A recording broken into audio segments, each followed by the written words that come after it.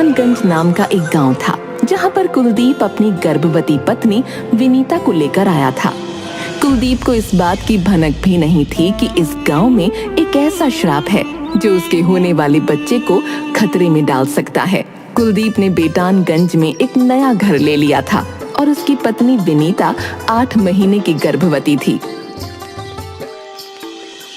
एक दिन जब कुलदीप बाजार से सब्जी खरीद रहा था, उसी समय एक सब्जी वाला कुलदीप से बोला, जी आपको कभी देखा नहीं आ जाता, सिर्फ सुना है। आपका नाम क्या है? जी मेरा नाम कुलदीप है, मैं इस गांव में नया हूँ। क्या मैं जान सकता हूँ कि आपने मेरे बारे में क्या सुना है? यही कि कोई गांव में आया है अपनी गर्भवती पत्नी को लेकर। दरअसल मैं भी इस गांव का नहीं हूँ, और सिर्फ मैं ही नहीं, इस गांव के सारे आदमी बाहर गांव से यहाँ आते हैं और यहाँ की लड़की से शादी करते हैं। क्या मैं जान सकता हूँ कि ऐसा क्यों? नहीं नहीं, जाने दो। लो तुम्हारी भिंडी, अब तुम घर जाओ। ईश्वर करे कि तुम्हारी पत्नी को लड़की हो। कुलदीप को सब्जी वाले की बात कुछ खटकती है, मगर वो उसकी बात को अनसुना करके अपने घर चला गया। थोड़े ही हफ्तों बाद विनीता ने एक लड़के को जन्म दिया और उसका नाम कार्तिक रखा। मगर जैसे ही कुलदीप विनीता से मिलने आता है तो वो देखता है कि विनीता कार्तिक को देखकर रो रही है। ये देखकर कुलदीप विनीता से पूछने लगता है, क्या हुआ? तुम इतना रो क्यों रही हो कार्तिक को देखकर? ये तो खुशी का समय है, हमें एक लड़का हुआ है। चुप रहो, सब तुम्हारी वजह से हुआ है। मेरा कार्तिक सिर्फ 9 दिन ही जिएगा, मेरा बेटा। क्या हुआ? ऐसा क्यों कह रही हो? मुझे इस गांव की औरतों ने बताया कि जो लड़का इस गांव में पैदा होता है वो 9 दिन बाद गायब हो जाता है। ये इस गांव का श्राप है। इसीलिए इस गांव में जितने भी आदमी हैं वो सब बाहर के गांव से आए हैं और यहाँ उनकी संख्या भी बहुत कम है। क्या? कुलदीप सोच में पड़ गया और विनीता को आश्वासन देता है, विनीता मेरी पत्नी, तुम बिल्कुल चिंता मत करना, मैं कार्तिक को कुछ नहीं होने दूंगा।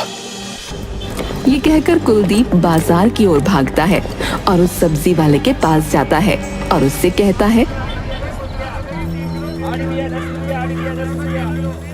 मेरी मदद कीजिए, आपको मुझे इस श्राप के बारे में बताना होगा। मुझे लड़का हुआ है, मैं उसे खोना नहीं चाहता।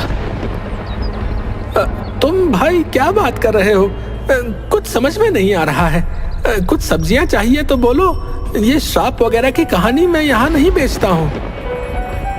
देखो, तुम्हें मेरी मदद करनी होगी। तुम्हारा नाम क्या है? मेरा नाम गुलशन है। गुलशन जी, मैं श्राप को तोड़ दूंगा, आप बस मुझे पूरी कहानी सुनाइए। ठीक है, मैं तुम्हें गांव के जंगल में बैठे एक साधु जी के पास ले जाऊंगा। उन्हें मैं जानता हूँ, अगर मैं कहूंगा तो वो जरूर तुम्हारी मदद करेंगे। चलो।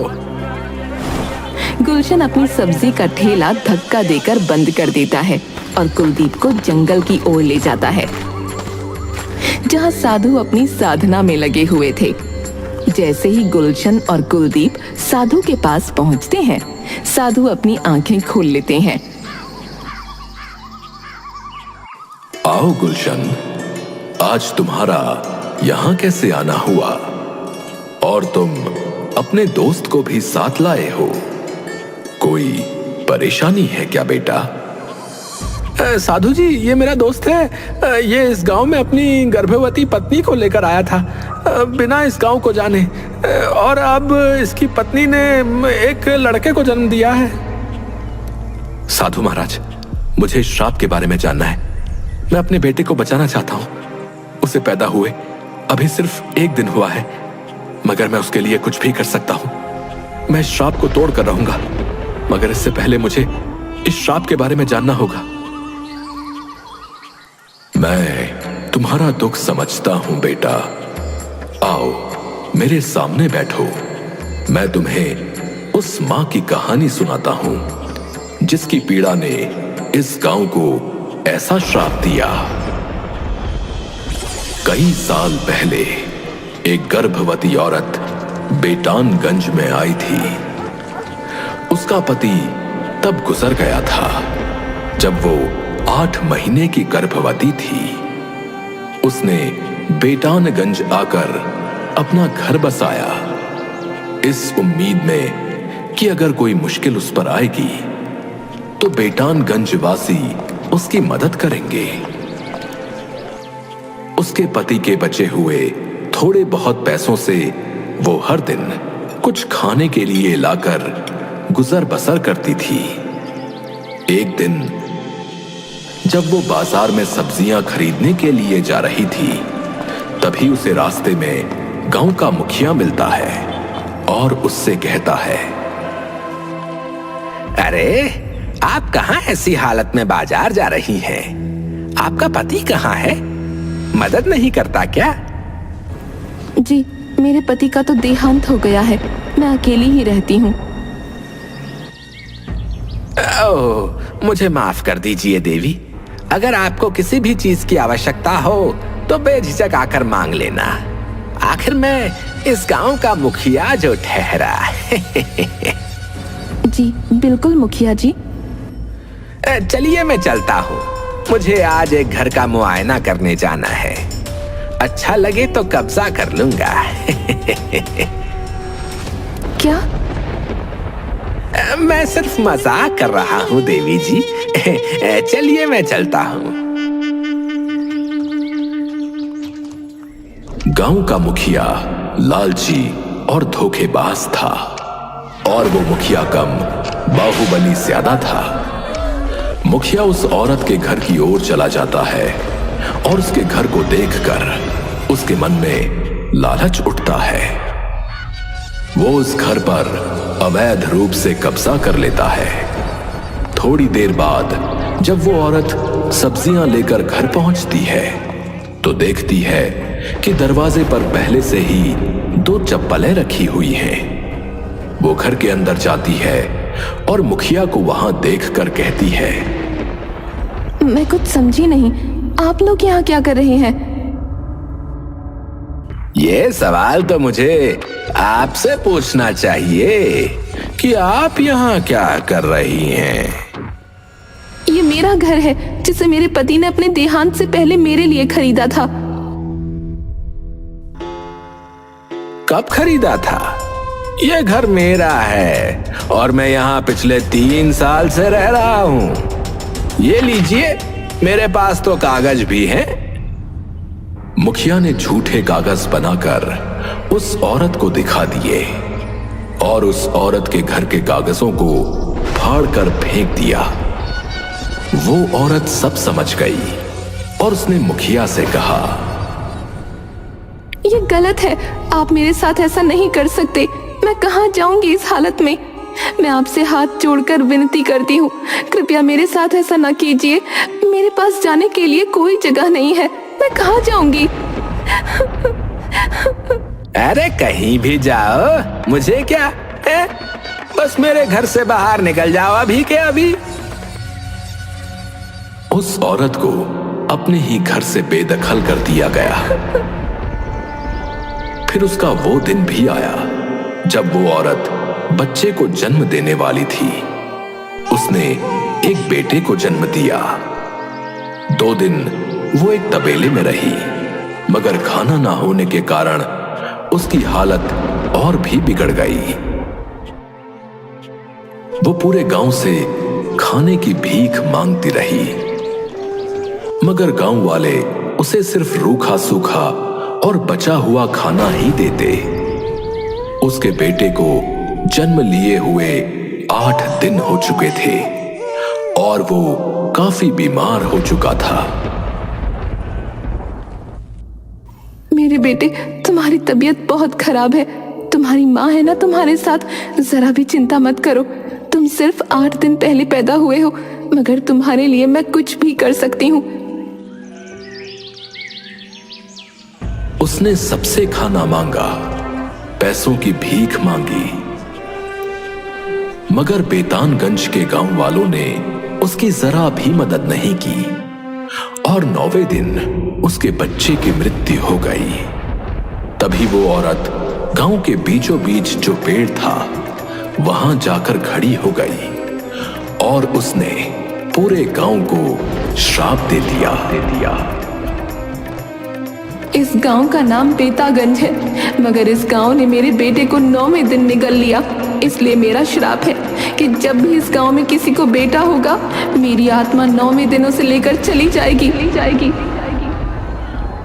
उस दिन के बाद से जब भी इस गांव में कोई लड़का पैदा होता है, वो 9वें दिन गायब हो जाता है।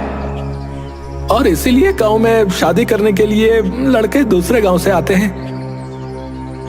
साधु महाराज, इस श्राप को तोड़ने का कोई उपाय तो होगा ना? एक उपाय है, मगर तुम्हारे लिए वो बहुत मुश्किल हो सकता है कुलदीप। मैं अपने बेटे के लिए कुछ भी करने को तैयार हूं साधु महाराज, बस मेरे बेटे को कुछ नहीं होना चाहिए। तुम्हें अपने बेटे को त्यागना होगा। तुम्हें अपने बेटे को उस औरत को समर्पित करना होगा, वो भी गांव के बीचों बीच जो पेड़ है उस जगह पर। इससे अच्छा तो आप मुझसे मेरी जान ही मांग लेते। अब यही एक रास्ता है कुलदीप।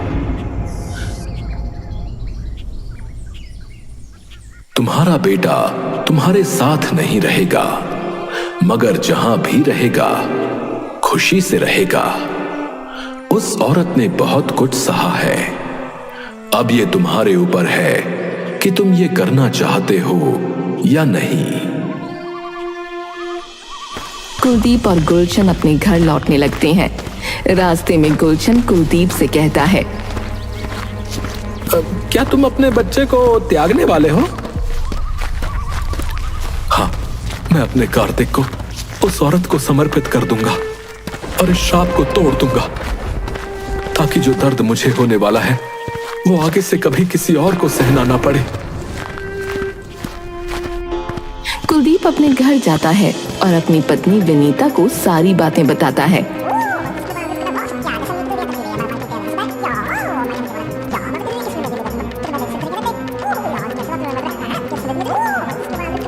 जिसे सुनकर विनीता चीख उठती है, नहीं, मैं ऐसा कभी नहीं होने दूंगी। तुम मेरे बेटे को मुझसे दूर नहीं ले जा सकते। मैं कभी कार्तिक को अपने से दूर नहीं जाने दूंगी। मैं खुद नहीं चाहता कि कार्तिक हमसे दूर जाए, मगर अगर हमने अपने कार्तिक को उस औरत को नहीं दिया तो 9वें दिन कार्तिक अपने आप गायब हो जाएगा और हमें पता भी नहीं चलेगा कि वो कहां गया। इससे अच्छा तो यही है कि हम कार्तिक को उस औरत को ही समर्पित कर दें, जो उसे खुशी से रखेगी। विनीता कुलदीप की बात मान लेती है और अगले दिन कुलदीप और विनीता उस पेड़ के नीचे जाते हैं। उनके साथ गुलशन भी होता है।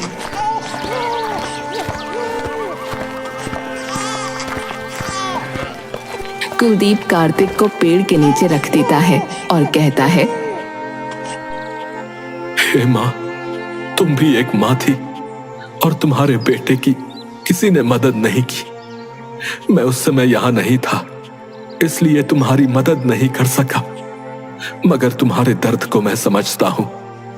बेटे को खोने का दर्द बहुत दर्दनाक होता है, इसलिए मैं भी अपने बेटे को तुम्हारे पास छोड़ता हूं। उसका ध्यान रखना।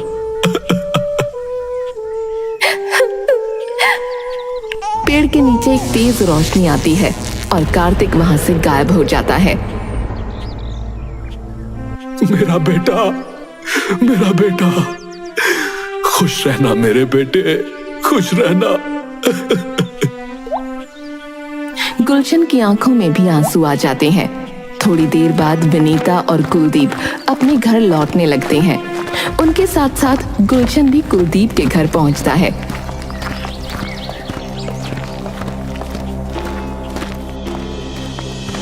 जैसे ही कुलदीप घर पहुंचता है, वो देखता है कि कार्तिक घर पर ही है और वो औरत उसे खिला रही है। वो औरत कुलदीप को देखकर कहती है, बच्चे को खो देने का दर्द मैं समझती हूँ और तुमने मेरे लिए अपने बेटे को त्याग दिया।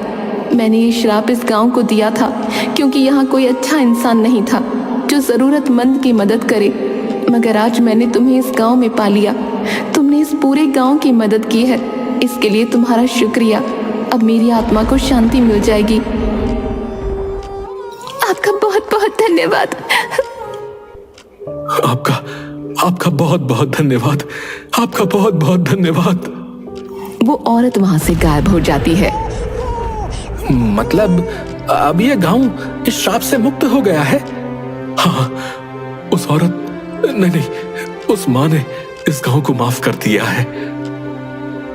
हाँ, अब मैं जाकर पूरे गांव को ये खुशखबरी सुनाता हूँ। मैं अभी आता हूँ। हाँ।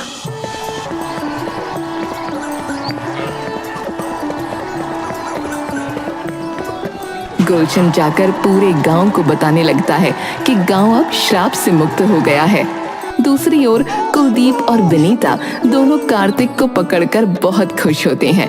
कहते हैं ना, अंत भला तो सब भला।